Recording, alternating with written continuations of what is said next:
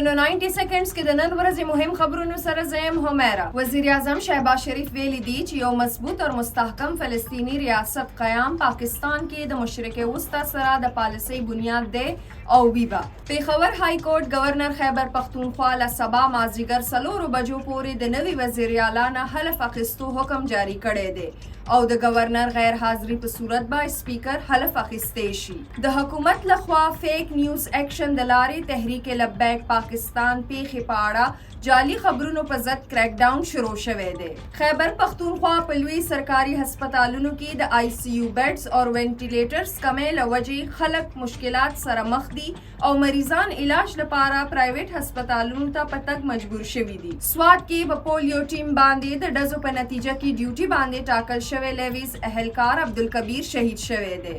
ملک کې های بلډ پریشر مریضانو شناخت او علاج لپاره قومي سطح مهم شروع شوی چې له مخې 10 لکه کسانو د معاینې هدف ټاکلی شوی دی. اسلامیه کالج پیښور کې 2 طلبه تنظیمونو ترمنځ تاوتریخوالي په دوران ډزو کې 2 طالب علمان ژوبل شوي دي چې پکې یو حالت تشویشناک دی. دا تر دې دمه مهم خبرونه نورو خبرونو او معلوماتو لپاره سنو پښتونخوا سره اوسئ.